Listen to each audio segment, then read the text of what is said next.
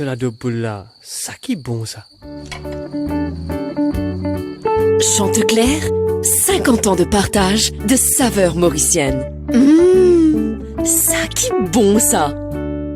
Ouais, il y a plusieurs choses à retenir. Je pense que, pour moi, la chose que je retiendrai le plus, c'est le côté infrastructure.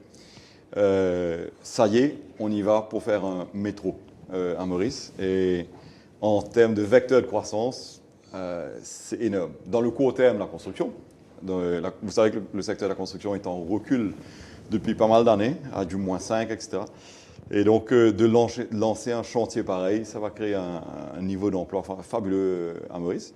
Mais ce n'est pas que ponctuel. C'est pas on crée de l'emploi et puis le problème revient. C'est vraiment pour changer la vie des Mauriciens, pour permettre un déplacement vers la capitale. Là, on devient vraiment un pays. Le niveau de développement du pays bascule à un niveau supérieur. Donc, top. Quand on regarde les sujets que le ministre a abordés, il a lui-même structuré son speech en 10 chapitres, en 10 sujets. Et on se dit, est-ce qu'il y a quelque chose qu'il a oublié? Est-ce qu'il a sous-aidé, sous-estimé un secteur quelconque? Franchement, a priori, non. Il a parlé d'entrepreneuriat. Donc, on sait que c'est le moteur de croissance. Les mesures sont pas mal, au niveau des licences, etc. 75 000 licences, les mesures sont bonnes au niveau d'entrepreneuriat. Il a parlé de l'emploi. On sait bien que le chômage, c'est le grand souci quand il y a un ralentissement économique. Et on a eu un ralentissement économique dans le pays. Le chômage, il y a un graphique qu'on va peut-être projeter qui montre l'évolution du chômage en 2012 et 2016. On voit que ça passe de 8% en 2012 et ça descend, pour l'instant, là, c'est à 7,7%. Donc, de là à dire qu'il y a une augmentation du chômage, etc., c'est faux. Les faits disent que non, le chômage est à 7,7%. Ça a stagné, en fait. Ça a reculé légèrement en 2012, 13, 14, 15 et aujourd'hui 16. Donc, c'est un léger recul. La pente n'est pas aussi forte qu'on aurait souhaité, mais c'est quand même une pente en reculant. Et on voit que la croissance prévue pour 2017, annoncée dans le budget 4,1. Si on arrive à faire 4,1% de croissance, on devrait voir une chute de ce niveau de chômage. Parce que l'un est directement lié à l'autre. Carrément, oui. Ouais. Il faut de la croissance pour générer. Donc le second secteur, le côté chômage, a priori, c'est adressé. Le troisième chapitre, c'était l'innovation, l'exportation, l'investissement. Pas mal d'idées, on a débattu pendant les quelques dernières heures. Pas mal d'idées, pas mal d'incentives. Il faut rappeler le rôle de l'État, ce n'est pas d'embaucher des gens. Au contraire, je trouve que de temps en temps, on a tendance à trop avoir de civil servants, etc. Le Digital Society, on sait bien que le côté digital, c'est l'avenir du monde entier. On ne parle pas de Maurice, on parle du globe. Là peut-être, les mesures sont un petit peu basiques, quelque part. On parle de nombre c'est attendu. Le nombre de Wi-Fi. Oui. Non, ce n'est pas les Wi-Fi dans les hôpitaux qui vont faire que Maurice devienne une économie intelligente. S'il y a un sujet dont on n'a pas beaucoup parlé dans ce budget, c'est le côté Education Hub, Knowledge Hub.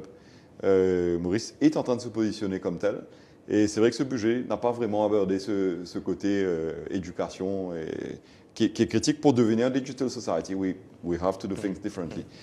Le business facilitation, et là on a quelques slides en appui pour positionner Maurice dans le business facilitation. Il faut se situer Maurice, on est déjà plutôt bon. Le Africa Investment Attractiveness Matrix, qui est un survey annuel que EY fait, montre que Maurice se trouve quand même dans le top 5 africain. On verra un petit graphique là qui va nous montrer cela.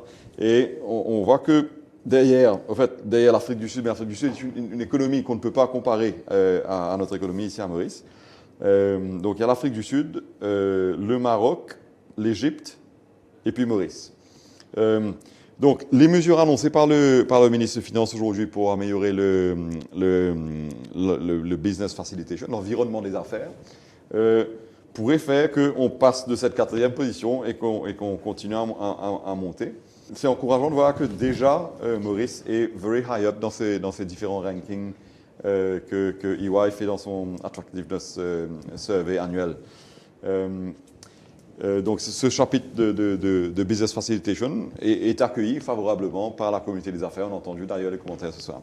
Il y a deux choses que j'aimerais mentionner aussi, c'est le port. Le port, 6 milliards d'investissements dans le port, c'est pas rien. C'est un vecteur de croissance, ça va faciliter le trade et positionner le port de Maurice comme un leader dans la région. Les autres bougent aussi, hein. La Réunion est en train de faire un très beau port. Les routes, le problème de Phoenix, le fameux rond-point de Phoenix qui est en train d'être solutionné avec une espèce de spaghetti junction. L'eau, hein, 3,4 milliards dans les infrastructures d'eau, très bien.